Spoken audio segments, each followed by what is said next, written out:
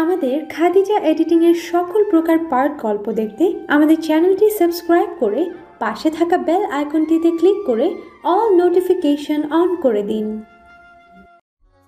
স্মৃতি রোমন্থনে নামল ফাবিহা। মনে মনে তখন হাজারো প্রজাপতি ডানা ঝাপটে চলেছে। বিনা বাধায় বিনা চাওয়ায় আকাঙ্ক্ষিত পুরুষটা তার হতে যাচ্ছে। পছন্দ মনে সদ্য প্রেম জন্ম দিয়েছে। তারপরই জীবনে শাবাব নামক বখাটের আগমন। সবকিছুই কেমন হুট করে অপ্রত্যাশিতভাবে ঘটে যাচ্ছে। তারপর একের পর এক সেই বখাটের প্রেম প্রস্তাব প্রত্যাখ্যান করল। শুরু হলো বখাটের নানাভাবে হেনস্থা। চুপ না থেকে পাল্টা জবাব দিয়েছে। যতবার তাকে হেয় করার চেষ্টা করেছে ততবারই সে পাল্টা আক্রমণ করেছে। এরপরই এলো অনাকাঙ্ক্ষিত ঝড়। দুজনের জীবন জুড়ে গেল এক সুতোয়। বিয়ের দুদিন পরই অস্বাভাবিকভাবে সে বখাটে শান্ত হয়ে গেল। এক কথায় মেনে গেল তার কথা। সেই থেকে এখন পর্যন্ত তার প্রতি নমনীয় হয়ে এসেছে। আজ মন খানিকটা নয়, পুরোপুরি গলতে চাইছে। নিজেকে নিজে প্রশ্ন করল, যে অনুতপ্ত সে কি ক্ষমা পাওয়ার যোগ্য নয়? নিজের এতখানি পরিবর্তনের পেছনে সম্পূর্ণ হাত হুরাইনের। যদি না হুরাইন তাকে বোঝাতো তবে শাবাবকে ক্ষমা করার চিন্তাটাও মাথায় আসতো না। আসলে কি ক্ষমা করা যায়? ক্ষমা পাওয়ার মতন কি করেছে সে? আড়াল থেকে তাকে প্রোটেক্ট করার চেষ্টা করেছে বলেই কি ক্ষমা করতে হবে? মাথা ঝিমঝিম করছে। সুরাইয়ার করুণ দশা। একদিকে অসুস্থ স্বামী, অন্যদিকে অসুস্থ ছেলে। সব দিক সামলাতে হিমশিম খেতে হচ্ছে। ছেলে মরতে বসেছে কার জন্য? নিজের ডিভোর্সি বউয়ের জন্য। ভাবতে শরীর আর মন জুড়ে তাচ্ছিল্য আসছে। আবারও বোন এসে ওনার সংসার সামলাচ্ছে। তিনি ছেলের কাছে হাসপাতালে দিন কাটাচ্ছেন। মা। অস্পষ্ট রুগ্ন স্বর শুনে পিছু ফিরলেন সুরাইয়া। বুকের ভেতর ছ্যাদ করে উঠেছে। কাটা ছেঁড়া যুক্ত মলিন চেহারা, রাজপুত্তরের মতন দীপ্ত নিটল চেহারা হারিয়ে গিয়েছে, মুখে জায়গা করে নিয়েছে ফ্যাকাশে ভাব। রক্তশূন্য শুষ্ক ঠোঁট ছোড়া। সুরাইয়া সারাদিন কান্না পায়। একটাই তো সন্তান দিলেন আল্লাহ, তাহলে তার জীবনে কেন এত এত বিপদ? খারাপ মানুষের দেখা। কান্না গিলে জিজ্ঞেস করলেন, ব্যথা করছে আব্বা? তুমি খেয়েছো? হ্যাঁ। আর কেউ এসেছে? সবাই এসে দেখে চলে যাচ্ছে। রাতে তোর জেঠু আসবেন। বাবা কেমন আছে? ভালো থাকে কি করে? তুই ভালো থাকতে দিচ্ছিস কোথায়? কি দরকার ছিল ওই মেয়ের জন্য মারামারি করতে যাওয়ার? শাবাব কোনো জবাব দিচ্ছে না। সে মায়ের কথা সিরিয়াস ভাবে নিচ্ছে না। সুরাইয়া দাপুটে তীক্ষ্ণ স্বরে বললেন, সত্যি করে বলতো, তুই কি এখন আবার ওই মেয়ের সাথে সম্পর্ক রাখছিস? একবার ছেড়ে দিয়ে আবার সম্পর্কে জড়াচ্ছিস? বলছি, তোদের এই খেলা কবে শেষ হবে?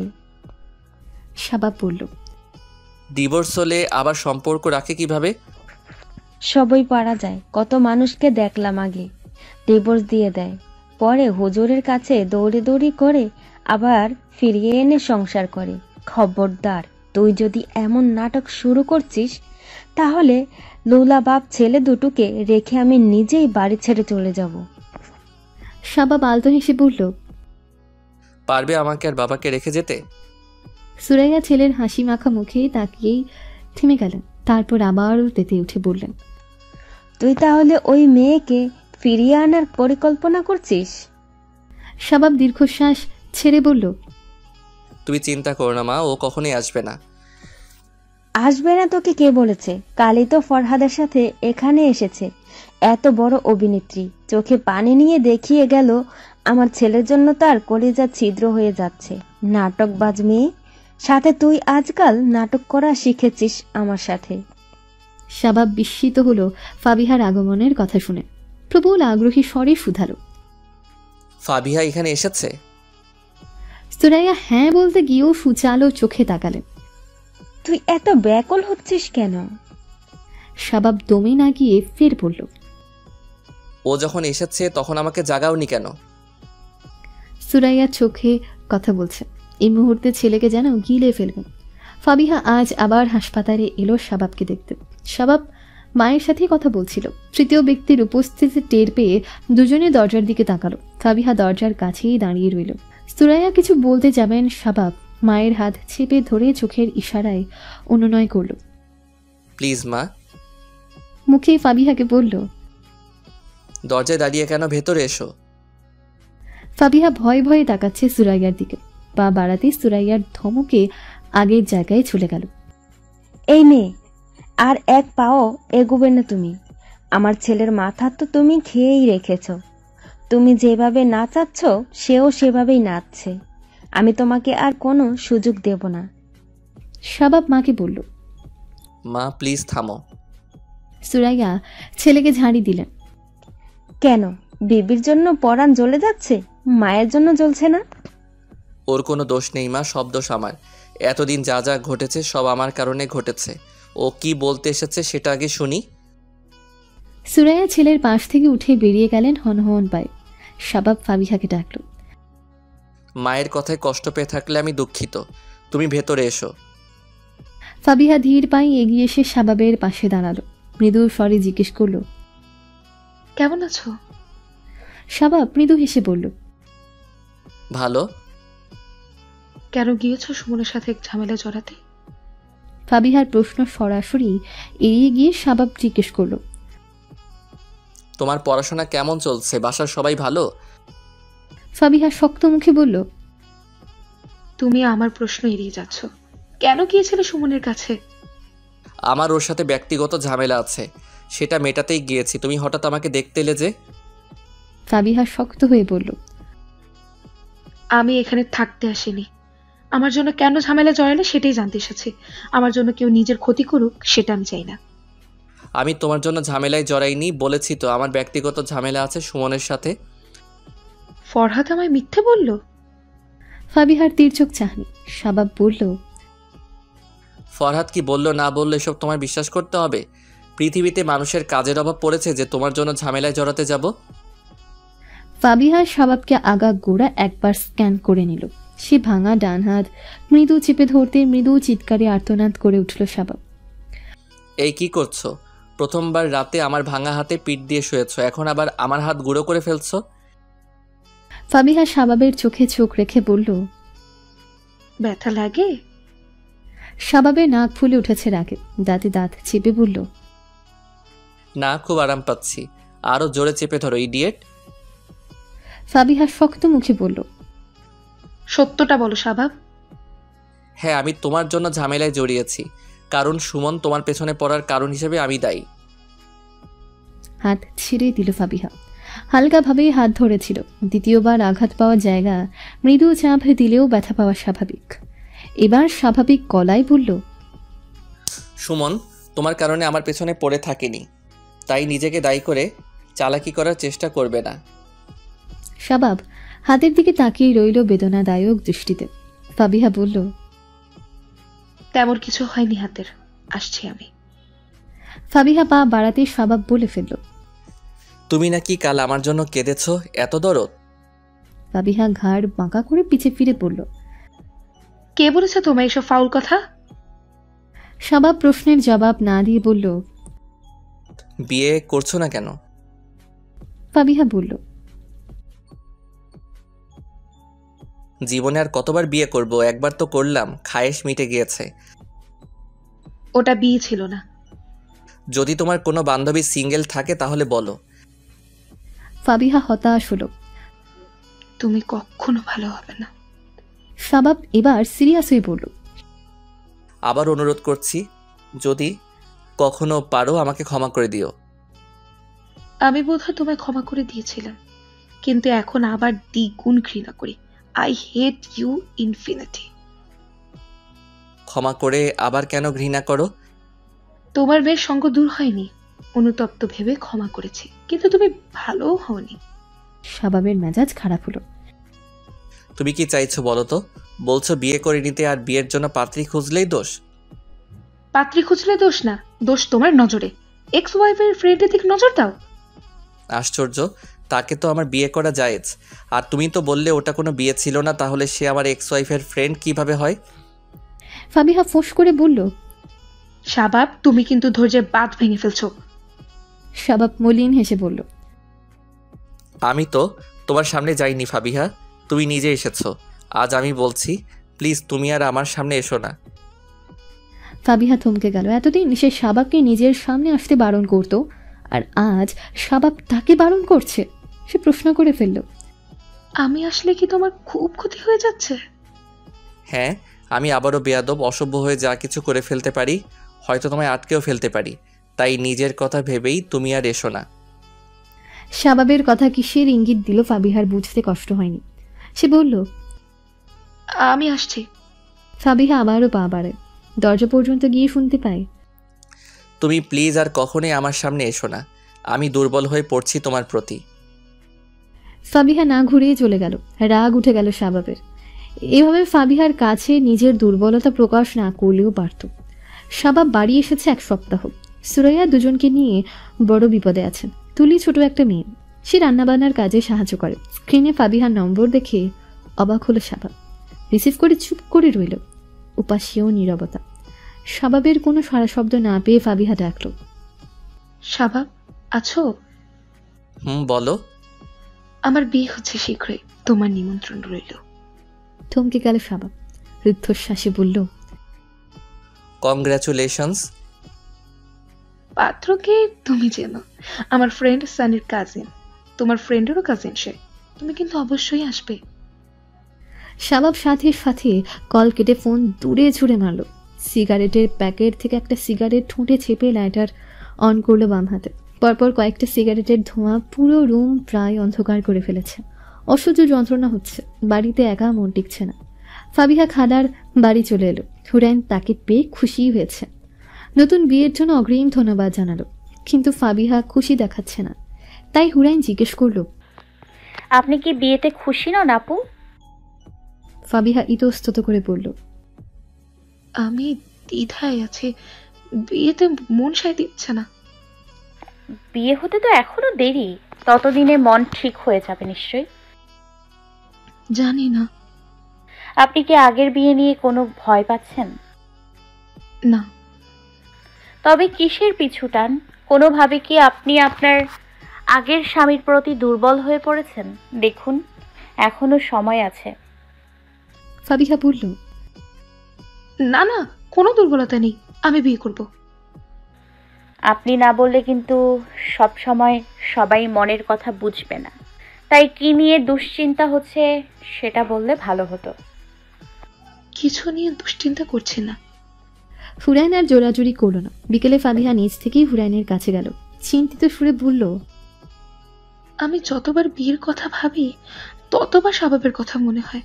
এমন নয় যে ওকে আমি ভালোবাসি, কেন এমন হচ্ছে বুঝতে পারছি না। হুরাইন হাতে তসবি পড়ছে, কথা বলছে না। রাতে সাজেদার সাথে এসে আলাপ করলো ফাবিহাকে নিয়ে। আম্মা, আমার মনে হয় ফাবিহা আপু আর ওনার স্বামীর ব্যাপারটা আরেকবার দেখা উচিত। যতটুকু আমি ধারণা করেছি দুজনের মনেই কিছু না কিছু আছে। তাই আমার মনে হয় আর একবার সবার সাথে কথা বলে ওনাদের এক করার ব্যবস্থা করলে ভালো হবে। আপনি খালার সাথে কথা বলে দেখুন। তোমার খালা শাশুড়ি ওই ছেলের কথা শুনতেই পারে না, কোনো লাভ হবে না। আচ্ছা, বুঝিয়ে বলেই দেখুন না। ওনারা স্বামী স্ত্রী দুজন ভেবেচিন্তে সিদ্ধান্ত নেবেন। ফাবিহা আপু ভাঙবেন তবু মচকাবেন না, তাই সবাই মিলে একটা চেষ্টা করে দেওয়াই যায়। আচ্ছা, আমি কাল কথা বলবো ওর মা বাবার সাথে। তুমি এখন ঘুমাতে যাও। তোকে একটা কথা বলতে চাই, রাগ করিস না। কি কথা? সাজেদা বললেন, কথাটা ফাবিয়াকে নিয়ে। তুই আগেই রাগ করিস না, ওর বাবা আছে পাশে। আছে, কি কথা বলো? স্পিকার অন কর। করেছি। ফাবিয়াকে যে বিয়ে দিচ্ছিস ওর মতামত নিয়েছিস? ও তো আমাদের উপর সব বিয়ের আগেই ছেড়ে দিয়েছে। তাছাড়া এতদিন পর একটা ভালো সম্বন্ধ পেয়েছি, ও অমত করবে না। তুই কি জিজ্ঞেস করেছিস ওকে? আশ্চর্য, জিজ্ঞেস করার কি আছে? অমত থাকলেও তো নিজেই বলতো। আমার মনে হয় ওর আগের সম্পর্কের কথা একবার ভেবে দেখা উচিত। আগের সম্পর্কে কি ভেবে দেখবো? এবার কথা বললেন আতাউর রহমান। আপনি কি বলতে চাইছেন আপা, বুঝিয়ে বলুন। ফাবিয়ার আগের সংসারের কথা বলছি। দুজনের সম্পর্কে ফিরতে চায় কিনা জিজ্ঞেস করে নতুন সম্পর্কে এগোনো উচিত বলে আমি মনে করি। ফাবিহার মা বললেন, আপা, তোমার মাথা খারাপ হয়ে গিয়েছে? কি বলতে কি বলছো বুঝতে পারছো না?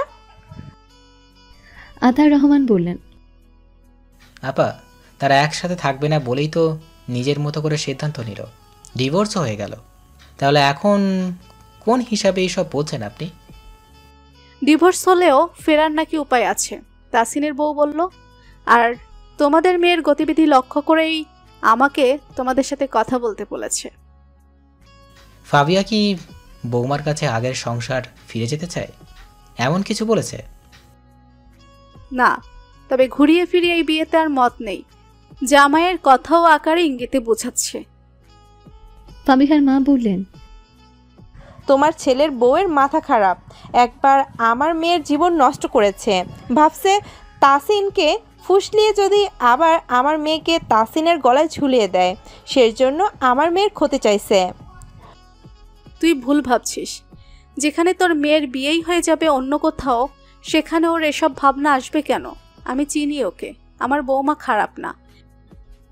ফাবিহার মা বিলাপ করে বলছেন, তুমি তো জানো না আপা, ওই মেয়ে তোমার ব্রেন ওয়াশ করে ফেলেছে। দেখো গিয়ে তাবিজ কবজ করে তোমায় বশ করে ফেলেছে, নইলে আমার বোন কিভাবে পাল্টে যায়। সাজিদা বিরক্ত হয়ে বললেন, এখন মনে হচ্ছে তোরই মাথা খারাপ হয়েছে। মেয়ে তোর, যা ইচ্ছা তুই কর। বিক্ষিপ্ত মেজাজে কল কেটে দিয়ে বসে রইলেন তিনি। আতার রহমান কিছু ভাবছেন। ফাবিহার মা বললেন, কি ভাবছো তুমি? আতার রহমান চিন্তিত গলায় বললেন, তুমি ফাবিয়াকে বাড়িতে আসতে বলো। মায়ের ফোন পেয়ে ফাবিহা খালার বাড়িতে চলে গেল। রাতেই বাবা তাকে ডাকলেন। বাবা, দেখেছো? আতার রহমান মেয়েকে চেয়ার দেখিয়ে বললেন, হ্যাঁ, বস। ফাবিহা বসল। তোর যে বিয়ের কথা চলছে, এতে তোর মত আছে? ফাবিহা অস্বস্তি নিয়ে বলল, হঠাৎ এসব কথা কেন বাবা? না, জিজ্ঞেস করার প্রয়োজন আছে। ফাবিহা মাথা নিচু করে আছে। আতার রহমান বললেন, তোর মত না থাকলে আমরা না করে দিব, তবে কেন মত নাই সেটা বলতে হবে। ফাবিহা ফ্লোরের দিকে তাকিয়েই রইল। পায়ের নখ দিয়ে ফ্লোর খোঁচাচ্ছে। আতার রহমান সবটা সূক্ষ্ম চোখে পরখ করে জিজ্ঞেস করলেন, শাবাবের সংসারে ফিরে যেতে চাস? ফাবিহা এবার চমকে উঠে বাবার দিকে তাকালো। তাকিয়েই রইল। আতার রহমান বললেন, কি চাস স্পষ্ট করে বল। ফাবিহা অস্থির হয়ে বলল, আমি কিছু জানি না। ধমকে উঠলেন আতার রহমান। জানি না বললে তো হচ্ছে না, কি চাস বল। আমি এখন বিয়ে করতে চাই না বাবা। কেন বিয়ে করতে চাস না? তোর সব সমস্যা সমাধানের এখন একটাই রাস্তা, তাহলে কেন সেই রাস্তা বেছে নিচ্ছিস না? ফাবিহা নিরুত্তর। আতার রহমান বললেন, তোর ভাবগতি ভিন্ন কথা বলছে। যদি শাবাবের কাছে ফিরে যেতে চাস, তাহলে আগে এত নাটক কেন করলি? কেন জোর জবরদস্তি করে তালাক দিলি? ফাবিহা একটাও শব্দ উচ্চারণ করল না। আতার রহমান তীব্র রাগে চেয়ারে লাথি দিয়ে উঠে গেলেন। ফিরোজ আলমকে বাড়ি আনার পর একবার দেখে এসেছেন তাকে। আজ মেয়ের উপর রাগ থেকেই কল দিলেন। সালাম বিনিময় করেই জিজ্ঞেস করল, কেমন আছে? ভালো আর থাকি কিভাবে? ছেলে হাসপাতাল থেকে ঘুরে এলো, আমিও ঘরে অসুস্থ। আপনার কি অবস্থা? আমি আলহামদুলিল্লাহ ভালো। শাবাবের আবার কি হলো? ফিরোজ আলম অবাক হয়ে বললেন, আপনি জানেন না? আপনার মেয়ে বলেনি? আতার রহমান যেন তার চেয়ে বেশি অবাক হলেন। কি বলবে? এখন আবার তারা দুজন নতুন নাটক শুরু করেছে। ফাবিহাকে বিরক্ত করায় সুমনের সাথে মারামারি করে আবার হাত পা ভেঙে এসেছে। আপনার মেয়েও হাসপাতালে আসা যাওয়া করছে। কি? আপনি তো দেখছি কিছুই জানেন না। আতার রহমান রাগ চেপে বললেন, আপনার ছেলেকে জিজ্ঞেস করবেন সে কি চায়, আমার মেয়ে কি চায় তা আংশিক ধরতে পেরেছি আমি। কি চায় সেটা জিজ্ঞেস করতে হবে না, এমনিতেই বোঝা যাচ্ছে। প্রথম থেকেই শাবাবের ভাবগতি এমন ছিল, ও তালাক দিতে চায়নি। তবুও দুইজনের সামনাসামনি বসিয়ে জিজ্ঞেস করা উচিত কবে বন্ধ হবে তাদের সার্কাস। আর যদি এভাবে চলতে থাকে তো দুইজনে কে বের করে দেওয়া উচিত হবে। দূরে গিয়ে রং তামাশা করুক। মেয়ের বিয়ে ঠিক করেছি, এতদিন সে কিছু বলেনি, আজ বলেছে বিয়ে করবে না। এখন শাবাবকে সুরাইয়ার ফিরোজ আলম বাঘের মতন ধরলেন। এত নাটকের মানে কি? আর কি শান্তিতে থাকতে দিবি না আমাদেরকে? ফাবিহা আর তোর মাঝে কি চলছে বলতো? কি চলবে? কিছু না চললে ওর বাবা আমাকে কেন কল দিয়েছে বল? সে কেন বিয়ে করতে চাইছে না? আমি জানি না। সুরাইয়া বললেন, সত্যি করে বল, আমাদের দোয়াশের মধ্যে রাখবি না। ও কেন বিয়ে করতে চাইছে না সেটা আমি কিভাবে জানবো? তুই জানিস না? শাবাবের শক্ত জবাব। না। সুরাইয়া বললেন, ঠিক আছে, আমি তোর জন্য মেয়ে দেখছি, বিয়ে করে নে। আমি এখন বিয়ে করব না। চেঁচিয়ে উঠলেন সুরাইয়া। তোদের মধ্যে কিছু চলছে না, তুই বিয়েও করবি না, তাহলে চাইছিসটা কি? শাবাব কোনো প্রকার সংকোচ না করে দৃঢ় স্বরে বলল, ও কেন বিয়ে করতে চাইছে না আমি জানি না। আর আমি যেদিন ওকে ভুলতে পারবো সেদিন অন্য কাউকে বিয়ে করব, তার আগে নয়। কাউকে কিছু বলতে না দিয়ে শাবাব কটকট পাই বেরিয়ে যেতে নিল। দরজায় আসতেই ফিরোজ আলম হুঙ্কার ছাড়লেন, তাহলে ছেড়ে দিলি কেন? ও চেয়েছে তাই। আমি আগে যা করেছি এরপরে আর জোর জবরদস্তিতে কিছু হোক তা চাইনি। বলেই চলে গেল সে। সুরাইয়া ধপ করে বসলেন। ফিরোজ আলম ফোন করলেন আতাউর রহমানকে, জানালেন শাবাবের ব্যাপারে। তারপর আতাউর রহমান বললেন, আমি একটা প্রস্তাব রাখতে চাই। দেখুন, আপনি কি বলবেন আমি বুঝতে পারছি, কিন্তু এটা করলে কি সমাধান পাওয়া যাবে? এরপর যদি আবারও তারা উল্টাপাল্টা কিছু করার সিদ্ধান্ত নেয়, তখন এই দায়ভার কে নেবে? তখন আর তাদের ব্যাপার আমরা জানি না। এখন তারা যা চাইছে সেটাই হচ্ছে। পরবর্তীতে আবার একসাথে থাকতে চাইবে না বলে তো হবে না। দুইজনকে নিয়ে কন্ট্রাক্ট পেপারে সাইন করিয়ে নেওয়া হবে।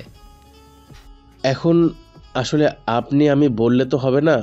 এভাবে এক হওয়ার বিধান কি? আগে একজন বিজ্ঞ আলেমের সাথে কথা বলতে হবে। আমরা ফায়রা ভাইয়ের বিয়ান আছেন, ওনার সাথে আগে কথা বলে দেখি। ঠিক আছে। তাসিনের বাবাকে নিয়ে হুরাইনের বাবার কাছে গেলেন আতাউর রহমান। সবটা শোনার পর তিনি বললেন, উপায় আছে একটা। কি? নতুন করে বিয়ে করে নিলে তারা সংসার করতে পারবে। আপনার বর্ণনা মতে তালাক আপনার মেয়ের পক্ষ থেকে, অর্থাৎ স্বামীর মুখ থেকে তিনি তালাকের স্বীকারোক্তি আদায় করিয়ে নিয়েছেন। এটাকে বলা হয় খুলা। যখন স্বামী স্বেচ্ছায় ছেড়ে দিতেন তখন তাকে বলে তালাক।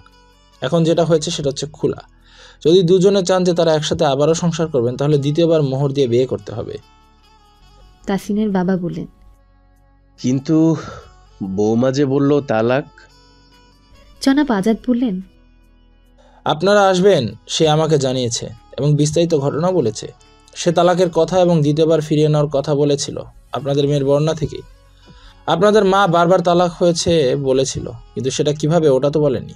তাছাড়া ফিরিয়ে নেওয়ার কথা বলার কারণেই আপনাদের মেয়ে দ্বিতীয়বার সংসার নিয়ে ভেবেছে, মুখ খুলেছে। আর কখনো ফিরতে পারবে না বললে সে কখনোই মনের কথা মুখে আনতো না, ভাবতো চিরতরে বিচ্ছেদ হয়ে গিয়েছে তাদের। আমাদের দেশে অসংখ্য দম্পতি আছেন, রাগের মাথায় কোনো প্রকার বোঝাপড়া না করেই খুলা কিংবা তালাক দিয়ে ফেলেন। পরে আমাদের কাছে ছুটে আসেন দুজনে এক হওয়ার জন্য। যদি সুযোগ থাকে তবে তারা এক হতে পারেন। কেউ যদি 3 তালাক দিয়ে ফেলেন তাহলে আমাদের সাধ্য নেই তাদের এক করার। তখন তারা একে অপরের জন্য হারাম হয়ে যান। আজ তবে উঠি বলে আতাউর রহমান উঠে পড়লেন। তাসিনের বাবাও বেয়াইকে বিদায় দিয়ে বের হলেন। সবটা পরিষ্কার, হুরাইনের কারণে ফাবিহার মন পরিবর্তন হয়েছে। আতাউর রহমান এতে খুশি নাকি বেজার বোঝা যাচ্ছে না। ফিরোজ আলম শাবাবকে বললেন, তৈরি হয়ে নে। কেন বাবা? তোর মায়ের সাথে যাবে বিয়ে করতে। বিস্মিত হয়ে বলল, কি? ফাবিহাকে বিয়ে করবি। ওর বাবা সব ব্যবস্থা করেছেন। আর বিয়ের আগে অবশ্য একটা পেপার সাইন করতে হবে। দ্বিতীয়বার ছাড়াছাড়ি হলে দুজনকেই বাড়ি থেকে বের করে দেওয়া হবে। শুধু তাই নয়, হাজত বাসও হতে পারে। তুমি কি সব বলছো বাবা? তোকে তৈরি হতে বলেছি। যদি তুই শর্তে রাজি থাকিস তাহলে তৈরি হয়ে আয়, নয়তো আমি ফাবিহার বাবাকে না করে দিচ্ছি। শাবাব নিজের ঘরে এলেও ত্রস্ত পায়। ফোন হাতে নিয়ে পরপর ফাবিহাকে কল দিয়ে গেল। ও ফোন তুলছে না। এতে মেজাজ আরও খারাপ হচ্ছে। 5ম বারে ফোন তুলল ফাবিহা। শাবাব দাঁতে দাঁত চেপে বলল, ফোন তুলতে এতক্ষণ লাগে? কি শুরু করেছো তুমি? কি বলছে বাবা? ফাবিহা শান্ত গলায় বলল, কি বলেছে? তোমাকে একটু থেমে আবার বলল, তোমাকে বিয়ে করতে বলছে, এটা কি সত্যি? হ্যাঁ। শাবাব দমে এলো, রুদ্ধশ্বাসে বলল, তুমি কিছু বলনি? না। কিন্তু কেন? বাবা সিদ্ধান্ত নিয়েছেন, আমিও মেনে নিয়েছি। জোর জবরদস্তি সম্পর্ক তোমাকে মেনে নিতে হবে না। তুমি তোমার বাবাকে না করে দাও। না করার দরকার নেই। শাবাব সন্দিহান গলায় বলল, আজ তোমার গলা এত শান্ত লাগছে কেন? আমি বিয়েতে মত দিয়ে দিয়েছি শাবাব, এটাই তোমার জন্য সুযোগ, এরপর আর এমন সুযোগ পাবে না। ফাবিহা কল কেটে দিল। শাবাব সিদ্ধান্তহীনতায় ভুগছে।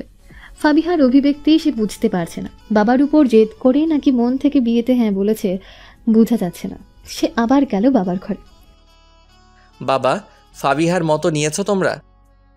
ওর মতিগতি লক্ষ্য করে ওর বাবা আমাকে এই প্রস্তাব দিয়েছেন।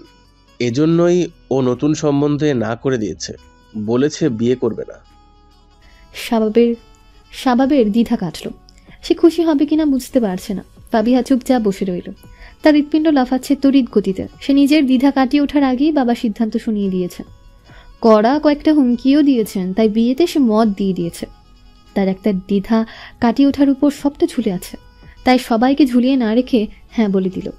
শাবাব, মা, জ্যাঠা জেঠি, খালা নিয়ে ফাবিহার বাড়ি আসলো। তার অস্বস্তি হচ্ছে। ফাবিহার মা থমথমে হয়ে আছে, একই রকম শাবাবের মাও। বিয়েটা হচ্ছে কেবল ফিরোজ আলম আর আতাউর রহমানের কারণে। নাস্তা পর্ব শেষে বিয়ে পড়ানোর পালা এলো। হুরাইন ফাবিহাকে শাড়ি পরিয়ে দিয়ে বলল, মাশাআল্লাহ। ফাবিহা হুট করে হুরাইনকে জড়িয়ে ধরল। আমি জানি না আমরা ভবিষ্যৎ কি, অনিশ্চয়তার মাঝে আবারও বাবার আছে, দোয়া করি ও আমার জন্য। ইনশাআল্লাহ খুব ভালো সংসার হবে আপনার। আপনার কি মনে হচ্ছে না আপনার স্বামী পরিবর্তন হয়েছে? আমার ভয় হচ্ছে ও যদি পরে আবার আগের মতো আচরণ করে। আপনি আছেন কি করতে? তাকে পিটিয়ে মানুষ বানিয়ে নেবেন, আবার সত্যি সত্যি পেটাবেন না, কিন্তু ওটা হলো কৌশলের পেটা। বলেই হেসে ফেলল হুরাইন। ফাবিহাও হেসে ফেলল। শাবাব ভাঙা হাত নিয়ে কাছু মাচু করে বসে আছে। কাজী নতুন করে দিনমোহর ধরে বিয়ে পড়াচ্ছেন। পাশের ঘরেই ফাবিহা। তাকে কবুল বলতে বলা হলো। সময় চলে যাচ্ছে, ফাবিহার মুখ দিয়ে কবুল বের হচ্ছে না। শাবাব অশান্ত হয়ে পড়ল। তার মানে আবারও জোর জবরদস্তি হচ্ছে। সে বলল, ও বলতে না চাইলে বলার দরকার। শাবাবের কথা সম্পূর্ণ না হতেই ফাবিহা 3 কবুল বলে ফেলল। এবার শাবাবের পালা। সেও বলে ফেলল কবুল। আবারও দুজনের জীবনে একসাথে জুড়ে গেল। হুরাইন ফাবিহাকে বলল, আল্লাহ আপনাদের বিবাহিত জীবনে কল্যাণকর করুন। ছোট হয়ে একটা কথা বলি, সব সময় দুজনেই উত্তেজিত আচরণ করবেন না। একজন রেগে থাকলে অন্যজন চুপ থাকবেন। এরপর মাথা ঠান্ডা হলে দুজনের ব্যাপারটা নিয়ে বোঝাপড়া করুন। হুট করে এমন সিদ্ধান্ত নেবেন না যাতে পস্তাতে হতে পারে। এবার আপনারা এক হতে পেরেছেন বলে ভাববেন না বারবার সুযোগ পাবেন। খাওয়া দাওয়া শেষ করে সুরাইয়া পুত্রবধূ নিয়ে বাড়ি যাবেন। ফাবিহার মা এখন আতঙ্কে আছেন, মেয়ের না কিছু হয়ে যায়।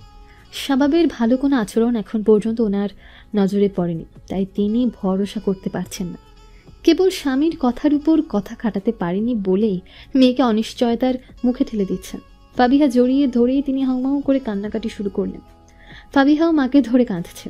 আতাউর রহমান কাঁদলেন না, মেয়ের মাথায় হাত রেখে বললেন, সবসময় মাথা ঠান্ডা রাখবে। দ্বিতীয়বার যেন কোনো ধরনের সমস্যা না হয়। তোমাদের ভিতরের সমস্যা তোমরাই মিটিয়ে ফেলবে।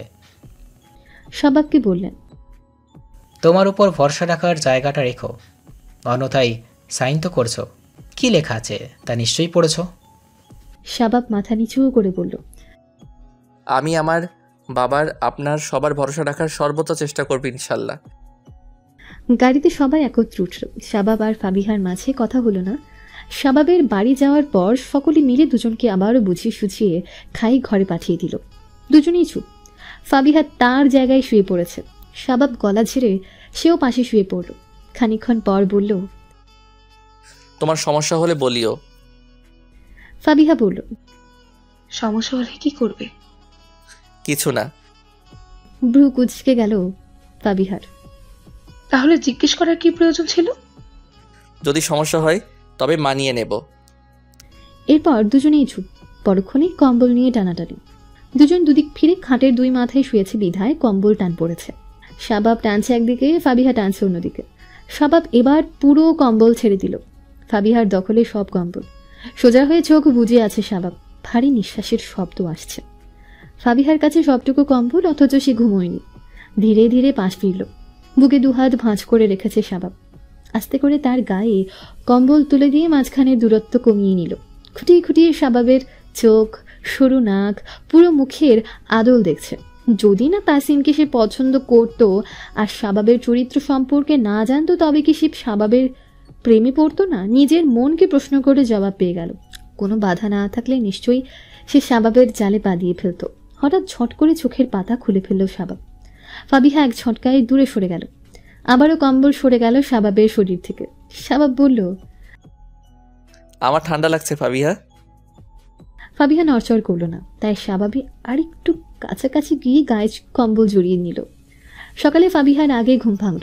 সে সময় দেখল ফজরের সময় এখনো আছে, তাই দেরি না করে উঠতে গিয়ে আঁচল টান দিল। শাবাবের পিঠে নিচে পড়ে আছে। সে টানাটানি করছে। হয়রান হয়ে শাবাবের হাতে মৃদু ধাক্কা দিয়ে বলল, শাবাব, শাবাব, আমার আঁচল ছাড়ো।